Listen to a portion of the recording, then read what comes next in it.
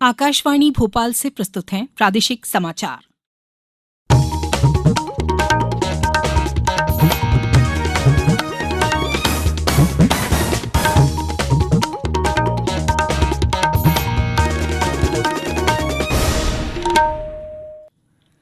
नमस्कार, समाचारों के साथ मैं राना शाहिद। पहले इस बुलेटिन के मुख्य समाचार। कर्नाटक में चुनाव प्रचार का कल अंतिम दिन। प्रधानमंत्री नरेंद्र मोदी ने आज किया रोड शो। कांग्रेस से राहुल गांधी ने की सभा। 10 मई से शुरू होगा मुख्यमंत्री जनसेवा अभियान का द्वितीय चरण। 67 सेवाओं के लंबित आवेदनों का होगा निराकरण। समर्थन मूल्य पर मूंग उड़द खरीदी का पंजीयन कल से 19 मई तक कृषक करवा सकेंगे रजिस्ट्रेशन। और बंगाल की खाड़ी से उठा तूफान मोचा प्रदेश में फिर से कराएगा बारिश। अब समाचार विस्तार से। कर्नाटक में विधानसभा चुनाव के लिए कल शाम प्रचार थम जाएगा। इससे पहले सभी दलों ने प्रचार में पूरी ताकत झोंक दी है। भारतीय जनता पार्टी के वरिष्ठ नेता और प्रधानमंत्री नरेंद्र मोदी ने आज कर्नाटक के शिवमोगा में एक जनसभा को संबोधित किया। रोड शो के दौरान बेंगलुरु में लोगों की भारी भीड़ का आभार व्यक्त करते हुए श्री मोदी ने कहा कि लोगों के प्रेम और विश्वास ने उनके हृदय को छू लिया है और वह हमेशा कर्नाटक के लोगों के ऋणी रहेंगे। श्री मोदी ने कांग्रेस की विश्वसनीयता पर सवाल उठाते हुए कहा कि यह कभी अपने घोषणा पत्र में दिए गए वादे पूरे नहीं कर सकती। पार्टी के राष्ट्रीय अध्यक्ष मल्लिकार्जुन खड़गे ने कमलापुर, वाड़ी और कलबुर्गी उत्तर में सभा में भाग लिया। जनता दल के वरिष्ठ नेता एचडी देवेगौड़ा ने नागामंगला, तुमकुरू और पांडवपुरम में प्रचार किया। गौरतलब है कि कर्नाटक में 10 मई को वोट डाले जाएंगे, जबकि 13 मई को मतों की गिनती होगी। प्रदेश में मुख्यमंत्री जनसेवा अभियान का द्वितीय चरण 10 मई से संचालित किया जाएगा। कार्यक्रम का शुभारंभ मुख्यमंत्री अलीराजपुर से करेंगे। मुख्यमंत्री शिवराज सिंह चौहान ने कहा है कि हमारा उद्देश्य है कि जन सामान्य की कोई समस्या शेष न रहे और सीएम हेल्पलाइन में दर्ज सभी शिकायतों का निराकरण किया जाए। श्री चौहान ने कहा कि अभियान के 2 घटक होंगे। पहले घटक में जन सामान्य से संबंधित 67 सेवा के निराकरण के लिए अभियान चलाया जाएगा। इसमें अविवादित नामांतरण, बंटवारा, स्थानीय निवासी प्रमाण पत्र, जन्म मृत्यु प्रमाण पत्र, भवन अनुज्ञा, ड्राइविंग लाइसेंस, वाहन पंजीयन जैसी सेवाएं सम्मिलित हैं। द्वितीय घटक में सीएम हेल्पलाइन में 15 अप्रैल तक दर्ज किंतु अब तक लंबित शिकायतों का 100% निराकरण किया जाएगा।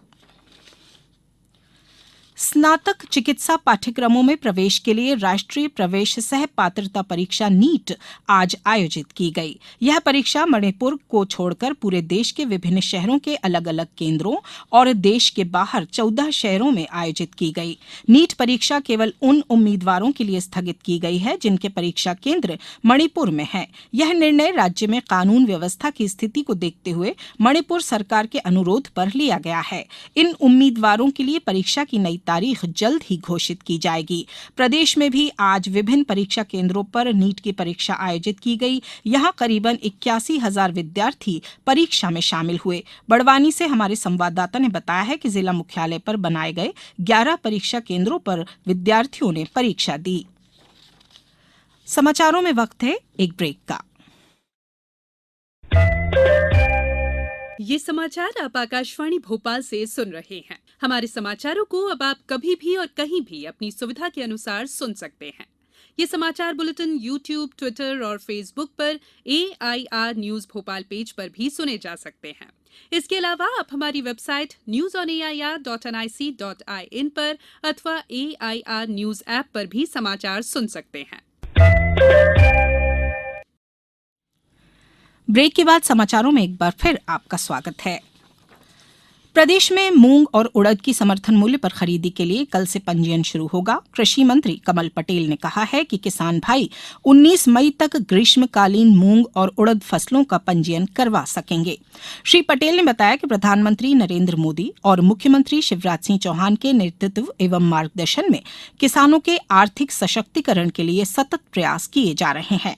श्री पटेल ने बताया कि प्रदेश के मूंग के अधिक उत्पादन वाले 32 जिलों में नर्मदापुरम, नरसिंहपुर, रायसेन, रायसेन, हरदा, सीहोर, जबलपुर, देवास, सागर, गुना, खंडवा, खरगोन, कटनी, दमोह, विदिशा, बड़वानी, मुरैना, बैतूल, श्योपुर कलां, भिंड, भोपाल, सिवनी, छिंदवाड़ा, बुरहानपुर, छतरपुर, उमरिया, धार, राजगढ़, मंडला, शिवपुरी, अशोकनगर, बालाघाट और इंदौर में पंजीयन केंद्र खोले जा रहे हैं। इसी प्रकार उड़द के अधिक उत्पादन वाले 10 जिलों जबलपुर, कटनी, नरसिंहपुर, दमोह, छिंदवाड़ा, पन्ना, मंडला, उमरिया, सिवनी एवं बालाघाट में किसानों के पंजीयन के लिए केंद्र स्थापित किए जा रहे हैं।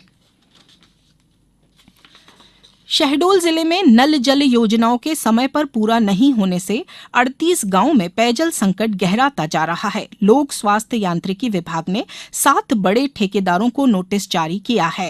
कार्यपालन यंत्री एबी निगम ने बताया कि 20 करोड़ की लागत से तैयार हो रही 38 नल जल योजनाओं को पूरा करने के लिए 30 जून तक का समय दिया गया है। इसके बाद काम पूरा नहीं होने पर ठेकेदार के खिलाफ कार्रवाई की जाएगी।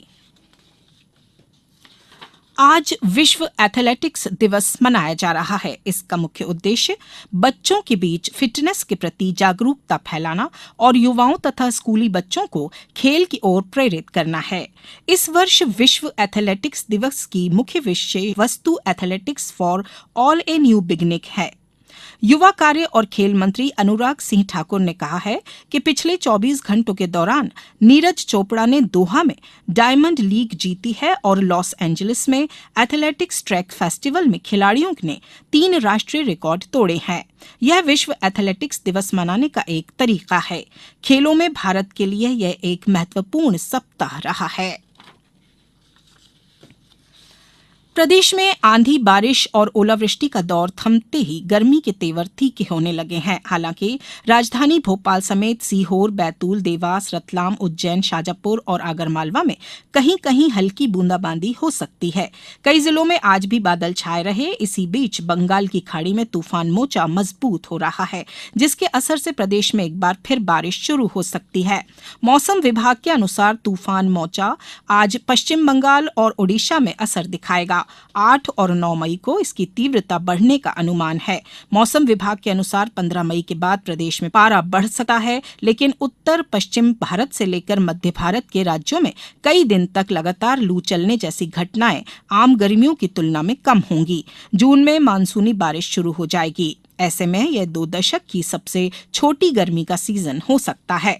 छिंदवाड़ा से हमारे संवाददाता ने बताया है कि जिले में भी अब तक तापमान में उछाल कम ही देखने को मिला है। यहां 15 मई के बाद ही तापमान 40 डिग्री के पार होने के बाद गर्म हवाओं के चलने की स्थिति बनेगी। सीहोर जिले में करीब 1 सप्ताह के बाद बारिश का दौर खत्म हो गया है। आज सुबह से ही आसमान साफ है और दोपहर में तेज गर्मी की शुरुआत हो गई है। अधिकतम तापमान 33 डिग्री सेल्सियस दर्ज किया गया। अब कुछ समाचार संक्षेप में। आजादी के अमृत महोत्सव के तहत आगरमालवा जिले के सुसनेर महाविद्यालय में कल छात्राओं की आत्मरक्षा हेतु आयोजित किए गए प्रशिक्षण कार्यक्रम में आत्मरक्षा संबंधी जानकारी दी गई। खंडवा जिले में 9 मई से 15 मई तक लाडली लक्ष्मी उत्सव आयोजित किया जाएगा। नागरिकों में सामान्य सुरक्षा की भावना बनाए रखने के लिए नर्मदापुरम सहित जिले की सभी 4 तहसीलों में कल देर शाम पुलिस ने पैदल मार्च निकाला। सीहोर जिले में समर्थन मूल्य पर गेहूं विक्रय के लिए स्लॉट बुक होना बंद हो गया। अब जिन किसानों के स्लॉट पहले से बुक हैं, वे आगामी 4 दिन में उपज विक्रय कर सकेंगे। मिलिट वर्ष 2023 के तहत शहडोल जिले के कन्या महाविद्यालय में परिचर्चा, निबंध, स्लोगन और क्विज प्रतियोगिता का आयोजन किया गया।